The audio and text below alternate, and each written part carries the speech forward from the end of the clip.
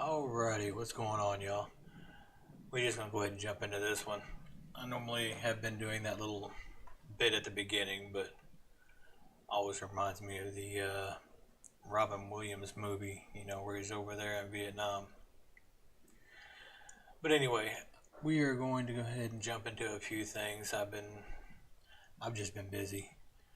We got the new house, and there's anybody that's ever bought a house that's not brand new, but still a nice house. There's stuff to do. There's always something to fix and so on. But we'll get it all taken care of. Let's see here. Let me jump this over here. Go ahead and talk about the market right quick. I was talking about how it was going down, and the last time we did a live, I believe it was at around $24 an ounce for silver here. I'd have to go back and look. But we got 22.98. This is Kitco. This is the one where I have the little app on my phone and stuff to where I just kind of keep up to date on it. Once again, not a financial advisor. All the other blah blah blah that goes along with that. I'm just a monkey with a microphone here, so. But okay. We actually have gold down at 1884. Considering it was up near $2,000. These numbers may not seem like much, but this is, if y'all don't know, this right here is showing it at, per ounce for this. So you're talking 1 ounce of silver or 1 ounce of gold. They're still what, $120 under $2,000 for just that. It really shows. It shows a lot. It shows how gold has held its value over the years and become worth more because our dollar has went down. But let's see here. We are going to jump back into this. I don't know. Once again, not a financial advisor and all that other stuff. Now, as far as I know here in Missouri anyway, I know some states celebrate it on a different day depending on how their trees go, but Friday is going to be Arbor Day, so for anybody that might be looking into getting some trees of any kind, especially the kind that can feed your family on down the road, I would be looking at some deals on those days. I've actually already gotten a few emails on my phone from local businesses and stuff like that. So with the way things are looking, a couple trees around that can produce at least fruit even, or whatever. That's less money on down the road you're going to have to spend to make sure to feed your family. And several of the trees that I was looking at, even the town south of here has them at their grocery store sitting out front for $30. Peach trees, apple trees, grapevines are like $20 around here. So even if you don't think you can get something started, maybe even go to, like I said, your local grocery store. I don't know where everyone is from and so on, but farmers markets is a good place to look. You can find all kinds of stuff online. Even go so far as, I know how everybody feels about Facebook. I'm the same way, but you can actually find a lot of stuff locally using it. Let's see here.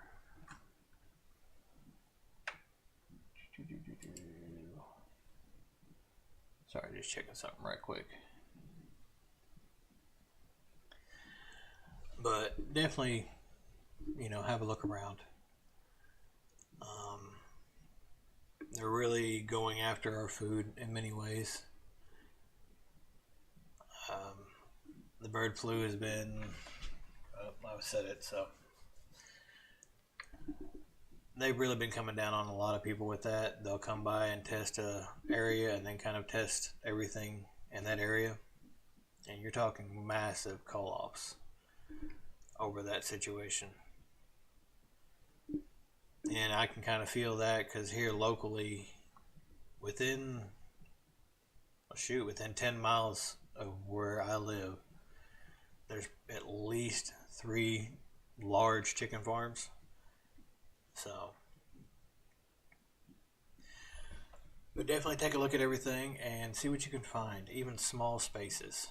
Now, I'm kind of making this one short and sweet because I've got a lot of stuff to do today as well. Anyone that catches on this on the replay, I appreciate it.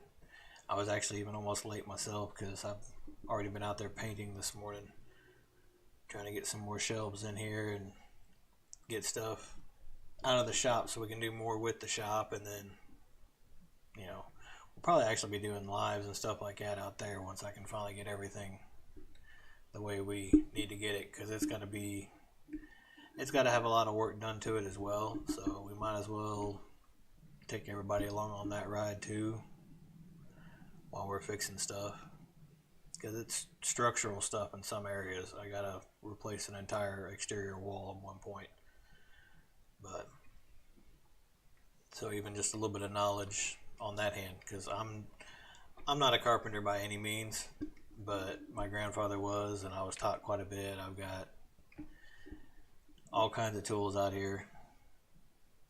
While we're on that subject, if you can get your hands on some just old school basic hand tools, you know, I mean, don't get me wrong, power tools while we've got them, by all means, so don't take that attitude. But just having some good hand saws around, you know, knowing how to use the tools to get the job done without the power, before the power goes out, if it ever does, would be a good idea. But yeah, we're going to go ahead and do that. Let's see here. Sorry, I made myself a little list this morning just to make sure I kind of stayed on point. But the other thing I wanted to kind of key on this morning is, how are you all going about this when you try to tell your kids what's going on? And, you know, you want them to be ready up to a point, but you don't want to, you know, the world could be a scary place. And while, don't get me wrong, every person has to grow up at some point, and you still want your kids to be just that, kids, for as long as they can be. And I'm sure that's a reason why a lot of people out there are trying to be a little more prepared nowadays. You know, I mean, I was kind of raised that way, but when my kids came around, you know, I mean, all of my kids, it's like, well, every parent knows exactly where I'm coming from. What we're seeing nowadays and what we are trying to be ready for, and just trying to have everybody ready for. And not even just, you know, not even just our own kids. There's been a lot of knowledge lost over the years to where it just hasn't been getting handed down. You know, nobody asked the question needed for some of the answers today.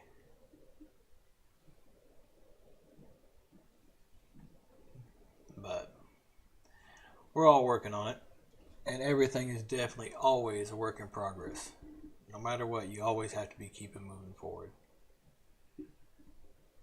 Yeah, okay. Enough, however you want to call it.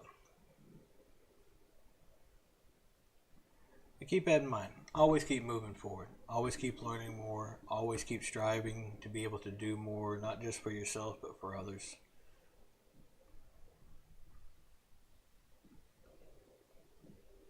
That's all we can do, is try to strive to be more self-sufficient and get everything going to where we know on down the road that everybody is going to be in a good spot.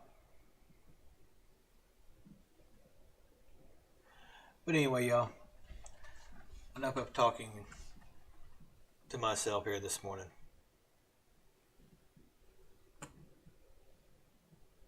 Y'all have you a good day. I'll catch you around.